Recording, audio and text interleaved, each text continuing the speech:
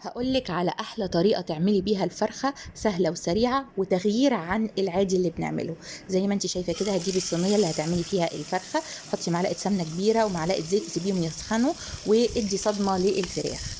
أنا شلت الجزء بتاع الجناح ده لأنه مش مستحب إنه يكون موجود. حطيتها الأول على ظهرها وبدأت بالشوكة إني أنا غزها كده علشان أخليها بقى مستعدة بعد كده اللي هنعمله معاها. اول ما احس ان هي خدت لون من تحت واتحمرت هقلبها على الجزء التاني علشان تاخد لون حلو. ما تقلبيهاش بقى كل شويه، هي مره كده ومره كده، ما تقلبيهاش غير لما تضمني تماما ان انت خدتي اللون الذهبي اللي انت عايزاه. هنجيب بقى الخلطة السرية بتاعتنا، انا حطاها في الدورق زي ما انتوا شايفين، وهنزل بيها على البهاريز بتاعة الفراخ من غير حتى ما اشيلها زي ما انتوا شايفين كده، واحاول اوزعها بحيث كمان تدخل تحت الفرخة، تبقى زي فرشة كده تحت الفرخة. تمام تمام. طب ايه هي بقى الخلطة السرية دي؟ زي ما انتوا شايفين كده في دورق جبت بصلاية صغيرة مفرومة ناعم، عليها طماطمية كبيرة متقطعة صغير خالص على قد ما تقدري، فلفل اخضر، ولو بتحبي قرون فلفل شطة مفيش مشاكل لو بتحبي الحاجة سبايسي يعني. بعد كده هحط معلقه صغيره من الفلفل الاسود، معلقه صغيره من السكر، وعصره ليمونه كامله. وحطي كمان يا ستي القشر ما ترموهوش، هيدي مزازه حلوه قوي للخلطه.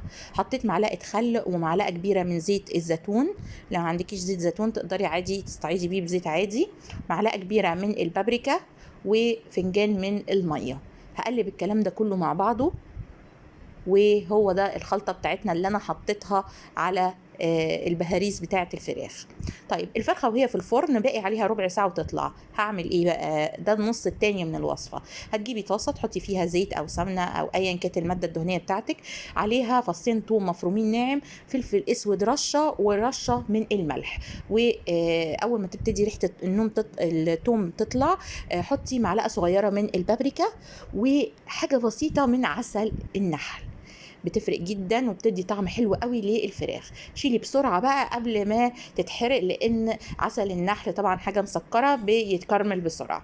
هطلع الفراخ بعد ما استوت خلاص عشان اديها بقى اللون الحلو.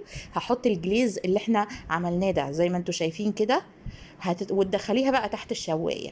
تمام تمام. طب وبعدين هقول لكم، انا بقى بحب بعد كده اروح واخده من البهاريز نفسها علشان تفضل الفرخه جوسي. انت وانس انك ولعتي الشوايه بتبصي تلاقي الفراخ بدات تنشف معاكي، علشان تبقى طريه وتدوب في بقك كده وتبقى ليها لمعه حلوه. خدي من الصوص اللي تحت الفرخه ودهنيها زي ما انت شايفه كده، هتديها لمعه حلوه، وفي نفس الوقت هتطري الفرخه وتخليها مستويه. شايفين ما شاء الله، تحفه جدا. الف هنا وشفا ومع السلامه.